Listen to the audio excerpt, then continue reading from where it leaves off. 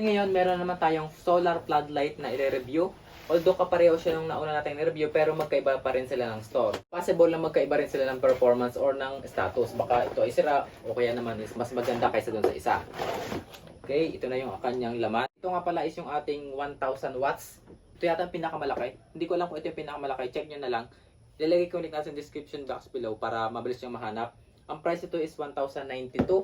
Kasi siya yata yung pinakamalaki talaga. Hindi ko lang sure. Tapos ito pa yung laman. Meron tayong remote. Tapos complete set naman. Ito yung ating mga screws. Tapos yung sa battery.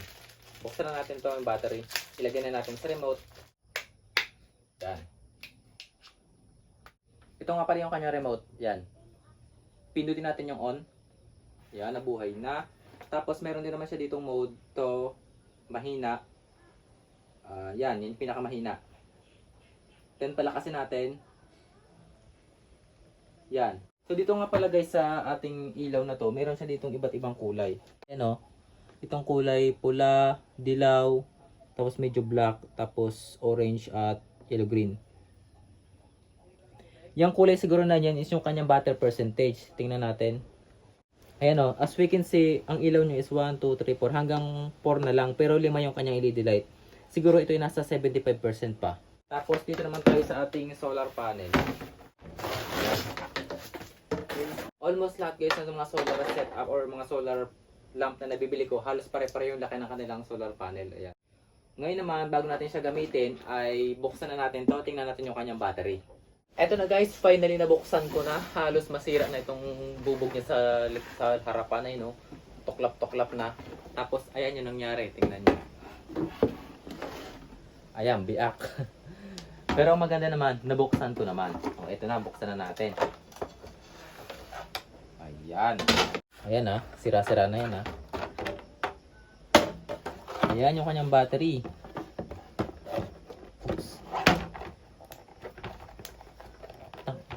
Hanggang dito ba rin? Papahirapan pa ako nito. Ayan. 3 to 650, 10 ampere hour. Yan. 3 to 650, 10 ampere hour yung kanyang battery. Diba? Naka live PO4 siya ha.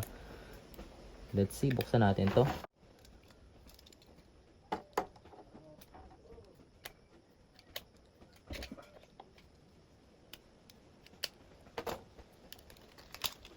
Ayan. Okay. So, ayun guys. Ito yung kanyang battery. Nakalagay dito sa battery is 4.8 ampere hour. So, pag pinagsama natin yung dalawa, 4.8 plus 4.8 is equivalent to 9.6. Pero nakalagay dito is 10 ampere hour. So, ni-round off na lang siguro kaya naging 10 ampere hour. Mas maganda kung tatry na lang natin yung kanyang actual capacity. Try natin kung kaya niya hanggang magdamag. Okay guys, kakabit na natin to.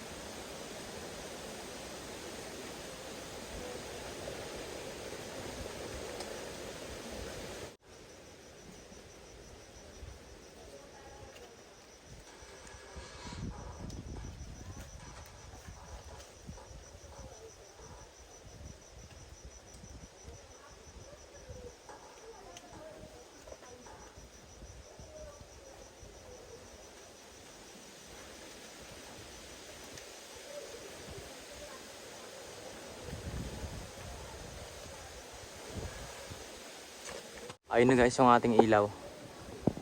Okay. Ayan, as we can see, nag-blink-blink na yung kanya ilaw sa ano. Actually, pa-full charge na siya. Ayan. Malapit na siya ma-full charge. 1 bar na lang yung kulang sa kanya. So, tingnan natin mamayang gabi kung gaano kalakas yung kanyang ilaw at kung makakapagdabag siya. Ay, gagi. Mali yung kabit ko guys. Tingnan nyo. Ang nangyari dito, yung ilaw ng floodlight nakatutok sa solar panel. So kahit wala ng sikat ng araw, pag natutukan ng floodlight yung solar panel, magbibigay siya ng power papunta doon sa floodlight. That's why magpapatay-patay lang sila kasi naka-automatic yan. Ayan guys, yung ilaw nasa taas na ng langka. Natanggal ko na yung solar panel na bago ko na kasi kanina hindi umilaw, nag-andap-andap. So patayin natin. Ayan, ganyan kadilim dito guys kapag walang ilaw. Then buhayin ko na. Ayan. And then pwede natin palakasin dito sa remote. Ayan. Ayan o. Then pahinain ko ulit. Ganyan. Then stay na natin sa pinakamahina. Ayan. Andap-andap na. Ibig sabihin pinakamahina na yan. Tama na yan. Try natin kung hanggang magdamag. Then tara naman dito sa likod. Tingnan natin iba pa naming ilaw dito. Ayan. Yung isa naming lamp. Yung kapitbahay namin. Tapos ito sa kabila. Ayan yung kubo. Nilipat ko na pala yung isa naming ilaw. Ayan. Tapos yung isa naming solar lamp. Patagal na rin yan. Hindi pa rin siya nasisira. Ito yung isa. Tapos dito naman sa loob. Ayan. Ito yung bilog. Oh, lakas din yan.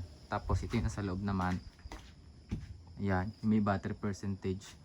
Namatay na yung battery percentage nya. Ayan. Tapos dito naman sa loob ng kwarto ko. Ayan. Ayan ang oras guys ay alas 6:02 ng umaga. Buti lang naabot ko pa, umiilaw pa yung ilaw. Ayun. Ayun, umiilaw pa siya. Yan, nasa ayun, namatay na. So that means na nagcha-charge na yan sa solar panel. Tingnan ko. Ayun o, nagcha-charge na. Nag-pick na yung kulay pula. That means meron ng power galing sa solar panel. Muntik na hindi ko naabot ha. So and guys, so far okay naman yung ating solar lamp na yon. Wala man ako nakitang problema sa kanya. And partida pa, kinaya niya hanggang magdamag kahit na umuulan. Ayun o. So ngayon, nagcha-charge na siya. At nasa 2 bar yata. Ayun. So yung link, ilalagay ko sa ating description box below tsaka sa ating comment section. And umuulan na naman.